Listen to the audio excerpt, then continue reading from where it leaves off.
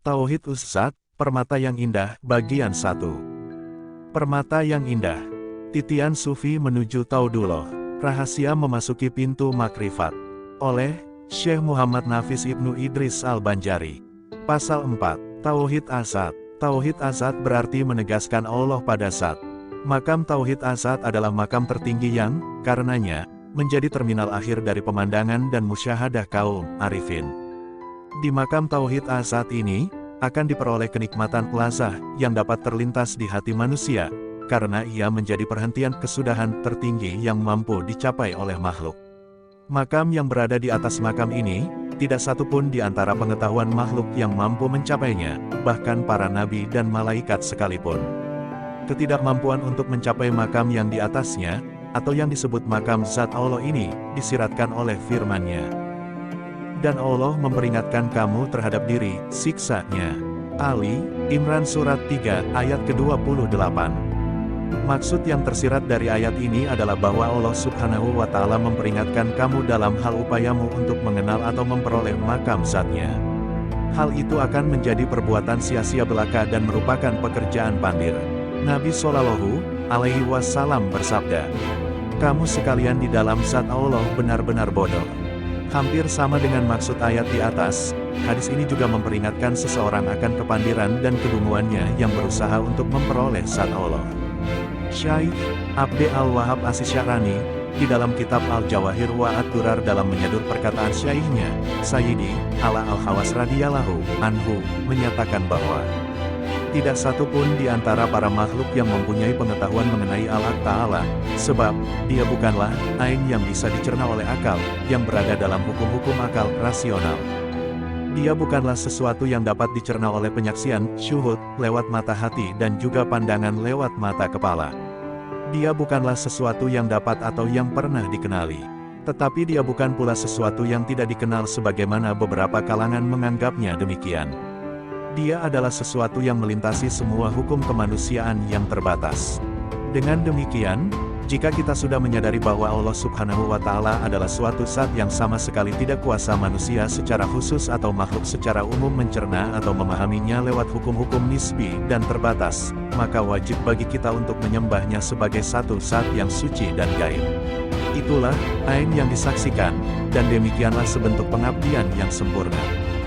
Disebutkan bahwa, tidak seorang pun yang berhasil mencapai makam Tauhid Azat tersebut kecuali hanya Nabi kita Muhammad Shallallahu Alaihi Wasallam, sedangkan para nabi lainnya dan para wali, tingkatannya masih berada di bawah Nabi kita.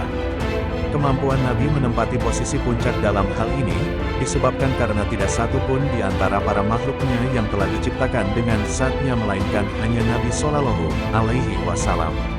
Hal ini seperti termaktub dalam hadis Jabir radhiyallahu anhu, yang nanti akan diterangkan dalam kesimpulan. Bagaimana cara mengesahkan Allah pada zat? Yaitu, dipandang dengan mata kepala dan mata hati bahwasanya tiada yang maujud di alam wujud ini melainkan Allah Subhanahu wa Ta'ala semata. Dalam konteks ini, kita mengibaratkan kelenyapan fana, semua zat kita dan zat makhluk lainnya di bawah zat Allah Subhanahu wa Ta'ala. Kita harus meyakini bahwa Allah lah semata yang merupakan wujud yang sebenarnya. Wujud-wujud yang lain bukanlah maujud yang berdiri sendiri. Wujud selain wujud Allah Subhanahu wa Ta'ala berdiri qaim semata-mata karena wujud Allah.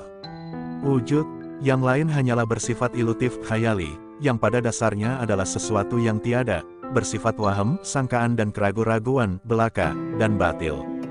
Menurut Syekhuna Al-Arif Bi'Allah Maulana Asis Syekh Sidik Ibn Umar Khan radhiyallahu anhu, rahmat Allah lah yang menyebabkan munculnya asal segala wujud.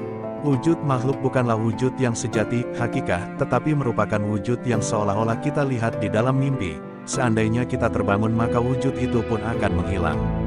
Seperti itulah wujud selain Allah. Apabila kita mati niscaya hilanglah ia, dan akan menjadi baru lagi manakala kita dibangkitkan. Wujud-wujud selain Allah tidak memiliki hakikat yang sesungguhnya. Nabi Shallallahu Alaihi Wasallam bersabda, manusia itu sebenarnya tidur, maka apabila mereka mati barulah mereka terbangun. Mengenai perihal mati, kalangan sufi membaginya menjadi dua macam. Pertama, mati hissi indrawi, yang diilustrasikan dengan berpisahnya ruh dari jasad. Kedua, mati manawi, yaitu yang diisyaratkan oleh Rasulullah Shallallahu Alaihi Wasallam dengan sabdanya. Matikanlah dirimu sebelum kematianmu, yang hisi, dan barang siapa yang hendak melihat sosok mayit yang berjalan di atas bumi, maka lihatlah Abu Bakar. Hal ini menunjukkan akan kematian jiwa, nafs amarah, dan sekaligus menunjukkan bahwa segala sesuatu selain Allah pada dasarnya adalah fana, dan tidak memiliki wujud yang hakiki. Wujud Allah adalah wujud yang hakiki atau wujud yang sebenarnya. Hal ini terlihat dalam sabda Nabi Shallallahu Alaihi Wasallam. Ketahuilah bahwa setiap sesuatu selain Allah adalah batil. Dalil yang menunjukkan atas kehakikian Allah dan kebatilan selainnya sangat banyak, misalnya firman-Nya di dalam Al-Quran. Semua yang ada di bumi itu akan binasa, dan tetap kekal zat Tuhanmu yang mempunyai kebesaran dan kemuliaan. Ar-Rahman Surat 55 ayat ke-26-27. Penafsiran ayat ini secara lebih luas adalah bahwa segala sesuatu yang ada pada makhluk hewan, manusia, dan sebagainya, atau yang tersusun dari zat dan sifat pasti mengalami kehancuran yang disebabkan oleh masa, baik kehancurannya sudah berlangsung di masa lalu, di masa sekarang, maupun di masa mendatang. Adapun yang kekal adalah hanya zat Tuhan yang memiliki kebesaran dan kemuliaan. Firman-Nya, tiap-tiap sesuatu pasti binasa, kecuali Allah. Al-Qasas Surat 28 ayat ke-88. Maksudnya adalah bahwa segala sesuatu akan binasa pada masa yang telah lalu, masa sekarang, dan masa yang akan datang, melainkan hanya zat Allah Subhanahu wa Ta'ala. Kalangan ulama memperluas penjelasannya. Allah yang ada di masa sekarang adalah Allah yang ada di masa lalu. Jadi, tidak seperti makhluk, Allah Subhanahu wa Ta'ala melintasi batas-batas masa, sehingga jika masa mampu menghancurkan makhluk maka tidak demikian dengan Allah Subhanahu wa Ta'ala, bahkan masa adalah ciptaannya.